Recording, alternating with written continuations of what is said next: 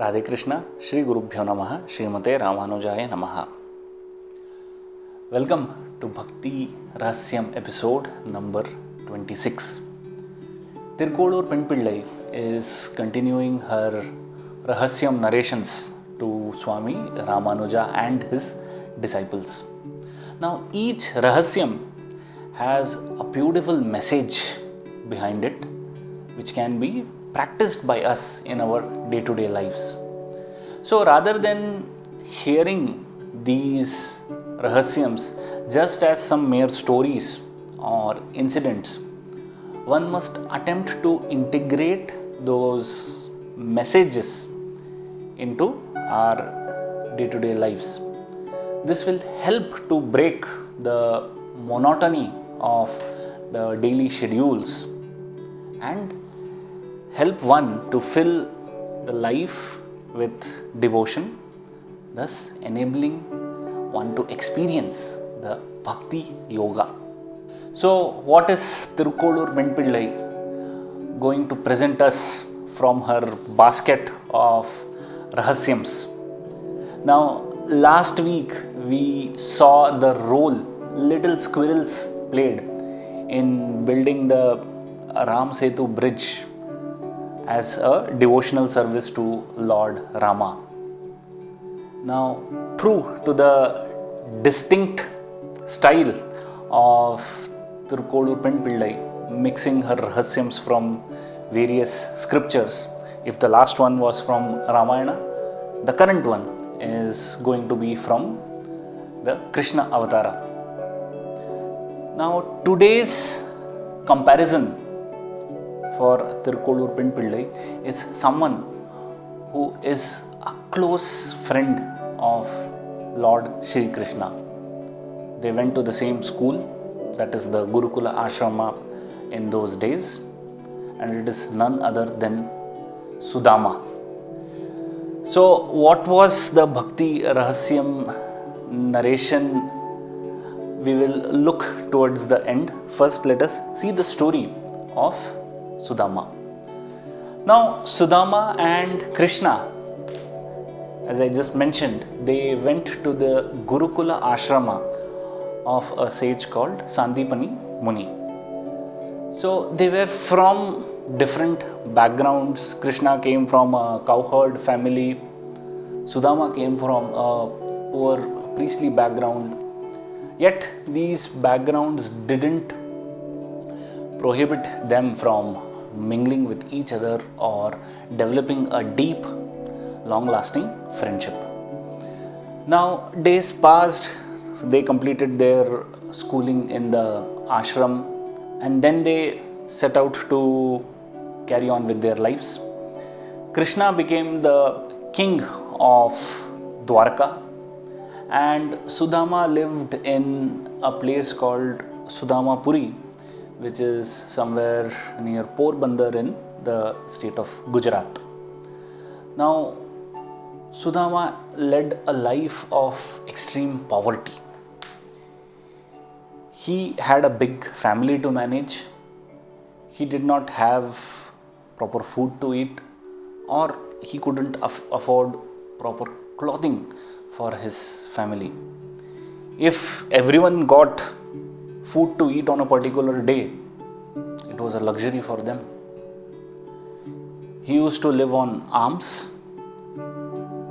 It's not an easy life to lead, yet in these extremely trying circumstances, Sudama and his wife Sushila had Krishna in their hearts.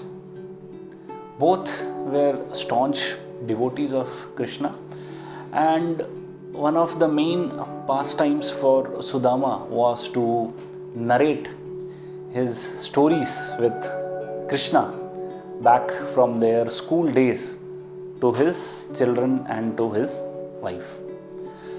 Now, this went on for some time, and once Sushila got an idea.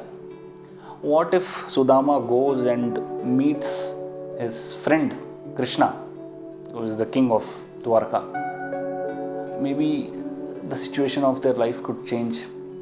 So with that objective, she approached Sudama and conveyed that idea to him that it would be nice if you just go and visit Krishna. Maybe our sufferings could end.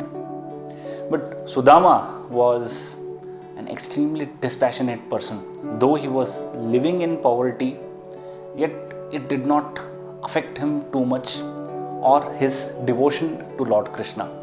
So he replied back to Sushila that what is that which is missing in our lives today, that I should go and meet Krishna. It's a very courageous statement to make, especially considering the circumstances in which they were living. Yet Sushila tried to convey to him that he need not approach Krishna with an intent to ask for something in return. Yet he could just go and meet him as a friend. So this persuasion continued for some time, and finally Sudama relented. He accepted to go and meet Krishna. Now the next thought came. If he were to go and meet Krishna, he would have to give some gift to his old-time friend.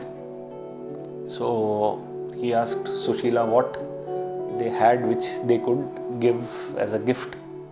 So it was certainly difficult to think about a gift for Lord Krishna. Yet Sushila tried her best. She went around some households in the neighborhood and collected some puffed rice. So she handed that to Sudama, saying that he could give the puffed rice as a gift to his friend. Now, even to wrap that puffed rice, this family did not have a proper cloth. Searching around, looking around for some piece of cloth in the house, Sushila managed to get a piece of an very old cloth, and putting the puffed rice into it, she handed it over to Sudama. Now Sudama started his journey on foot from Sudamapuri to Dwarka. Now I just checked the distance on Google Maps. It's somewhere around 101 kilometers. But traveling 101 kilometers on foot is no easy feat again.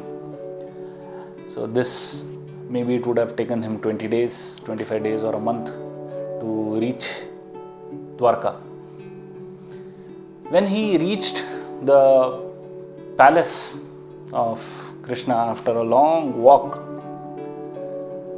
people in Dwarka were totally surprised to see Sudama, because they had never seen someone in such an abject poverty. So as people glanced Sudama was not taking offense, or he was not even caring about these looks. He went straight to the palace of Lord Krishna and told the guards there that he was Sudama and he was Krishna's school-time friend, and he had come to meet him. Now even the guards couldn't believe that their king, Krishna, could have a friend like Sudama. That's a sad situation. Yet Sudama convinced them that they just have to go in and tell Krishna, their king, that his old friend Sudama has come. Now the guards were reluctant, but yet they relented. They went to Krishna and they conveyed to him that this person called Sudama was waiting at the palace gates. Immediately on hearing the words Sudama, Krishna just left whatever he was doing and ran towards the palace gates. Everyone was again surprised, and they thought, why is their king acting in such a manner? Krishna went, he embraced Sudama, he lovingly invited him into the palace, and for the next few hours or so, Sudama had the complete attention of Shri Krishna. Sudama was now taken aback by the hospitality displayed by Krishna. Krishna made Sudama sit on his own throne. He washed his feet. He gave him food to eat. And as it's a usual practice when old friends meet together, they start chit-chatting about the good and the bad times they had spent together, maybe in the school or college or the university. So same thing happened here. They started chit-chatting about their experiences in the Gurukul. This went on for some time. Then suddenly Krishna remembered. He asked Sudama if he has got some gift for him. Now Sudama was a bit embarrassed. After receiving a royal treatment, he felt it was a bit awkward to hand over the puffed rice in an old cloth to King Krishna. But Krishna is the supreme. He is the ultimate knower. He is the super soul present in everyone. So would it be difficult for Krishna to guess what is going on in Sudama's mind? So immediately he started looking for what Sudama had got, and Sudama was trying to hide that old cloth in his hand behind. Now Krishna went, he grasped the old cloth and he found, oh wow, there is puffed rice inside, this is my favorite. And he started taking one serve. He said, wow, this is so tasty, let me go for the second serve. As he was about to put the second serving of the puffed rice into his mouth, his consort, his wife Rukmini, stopped him. She said, oh Krishna, I know for sure with one serving of puffed rice you took in, what blessing you gave to Sudama. Now if you go for the second serving with those blessings, Sudama may not be able to tolerate that. He will be strayed, he will be distracted from his devotional path. So, oh Prabhu, oh Krishna, please don't go for the second serve. If you want delicious food, I will serve you. Okay, so this was not the statement which was conveyed by Rukmini. So, Krishna agreed. Then Sudama stayed in his palace for that particular day. And the next day, with the satisfaction in his heart that he had met his friend had accepted the gift he had given, and the good times which they spent together in that particular day, with all those in his heart, he started leaving for Sudamapuri. Now everybody was eagerly expecting that Krishna would give some gift to his friend, because she was so poor, so the king would help him. So everybody was eager. Okay, what gift is Krishna going to give Sudama? But Krishna always does those things which people don't expect. So he did not give any gift to Sudama. What gift? He did not even arrange a transportation. Was it difficult for Krishna to call for a mode of transport to help Sudama get to Sudamapuri from Dwaraka? Poor guy, he had walked 101 kilometers. Yet Krishna did not do anything of that sort, and Sudama also left Dwaraka without any expectations. He started his journey, and say after another 20-25 days or so, he reached Sudamapuri. Now when he reached Sudamapuri, he was a bit taken back, because the entire city had changed. The look, the feel, everything had changed. The place which was in poverty now was dazzling with riches. And suddenly he sees a woman who is looking like a princess. She comes and falls at his feet. He's taken back, he steps back. He says, "Who is this lady?" It is Sushila. And the palace which he is seeing, which with dazzling riches, it is none other than his old home transformed into such a magnificent place. Then Sudama realizes that it was the effect of that one serving of puffed rice which transformed his destiny. So Sushila is so happy. She says that suddenly things transformed, and even they are having a good time. The kids are having a good time. Sudama realized that all this was the effect of, or it was the mercy which Krishna just showered on him. He also understood the meaning now of what Rukmini had said when Krishna was about to take the second serving of the puffed rice. So he weeps unconsolably because of the mercy, because realizing the mercy which Krishna had showered on him and his family. At that particular moment, he and Sushila take a pledge that though they have got these riches, their minds should never be attached to all these things, and they should live a life for serving everyone. With devotional service, with Krishna in their hearts, they led an extremely dispassionate life, even amongst the riches, and finally attained the supreme state.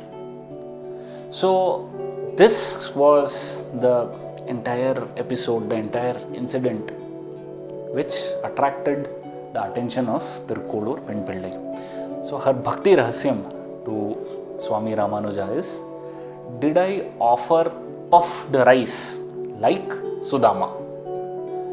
So what she wants to convey here is, or her benchmark here is, Sudama was in extreme poverty. I am also in extreme poverty. He had that wisdom to offer puffed rice to Krishna out of love and devotion. Oh Swami Ramanuja, I don't have that mind to offer anything to the Lord. Then how can I be a great devotee? How can I be qualified to live in such a devotional place of Tirukkolur? Hence, I am leaving this place.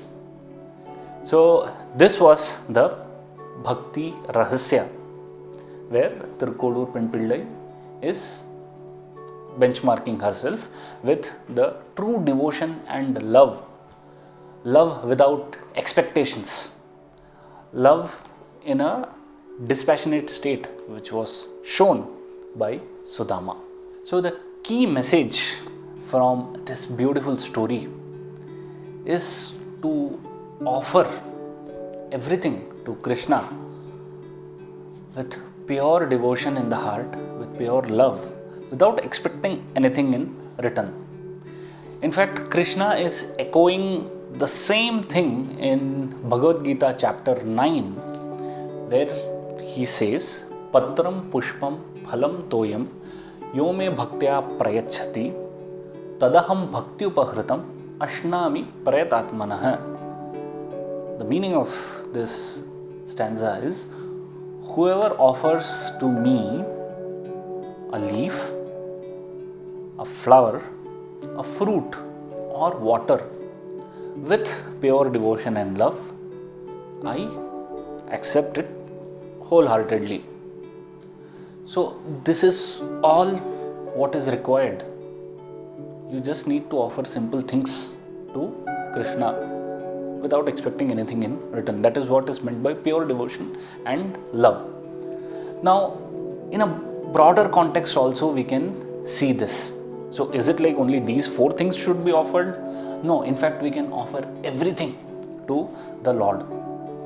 Everything means whatever food we eat, whatever vehicle we drive, whatever PowerPoint presentations we make, whatever client meetings we attend, whatever spreadsheets we populate, anything and everything, our relationships, our interactions with family, friends, colleagues, everything and everyone, if we offer as a prasad, or if we offer that as a gift to Lord Krishna, he accepts everything happily.